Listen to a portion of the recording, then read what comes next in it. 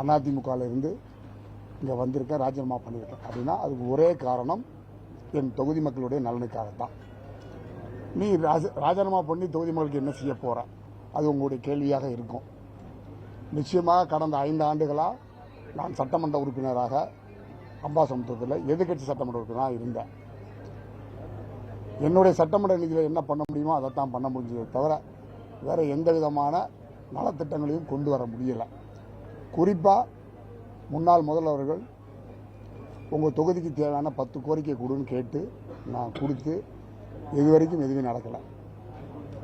என்னுடைய மக்களுக்கு நல்லது செய்யணும் அப்படின்னா நான் ஆளுங்கட்சியுடைய ஆதரவோடு செயல்பட்டால் தான் நிச்சயமாக நல்லது செய்ய முடியும். அந்த அடிப்படையில் நான் அவங்க சிஎம்மையும் பார்த்தேன், இப்போ பொதுச்செயலாளரையும் பார்த்துருக்கேன். நிச்சயமாக நான் சொன்ன கோரிக்கையில் கண்டிப்பாக செஞ்சு தரேன்னு சொல்லியிருக்காங்க. அப்படிப்பட்ட இடத்துல நான் இப்போ இன்றைக்கி இருக்கிறேன். அதனால தான் மெயின் காரணம் வேறு எதுக்குமே கிடையாது. என் தொகுதிக்கு நல்லது செய்யுங்கிற ஒரே ஒரு நோக்கத்தோடு தான் நான் இந்த தாவேக்காவுக்கு அந்த முதல்வருடைய சிறப்பான ஆட்சியை இந்த 15 நாட்களே அவருடைய பார்க்கும்போது அவர் ரொம்ப பொலைட்டாக ரொம்ப கனிவாக அவர் வந்த முதல் கேட்ட கேள்வி எந்த அரசியல்வாதியும் கேட்காத ஒரு கேள்வி கேட்டார். ஆர் யூ கம்ஃபர்டபுள் அப்படின்னு கேட்டார்.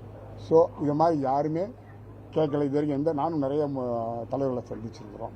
ஸோ அந்த அளவுக்கு ரொம்ப பொலைட்டாக பேசக்கூடிய தலைவர்கிட்ட பணியாடுறது எனக்கு உண்மையிலே மகிழ்ச்சியாக இருக்குது.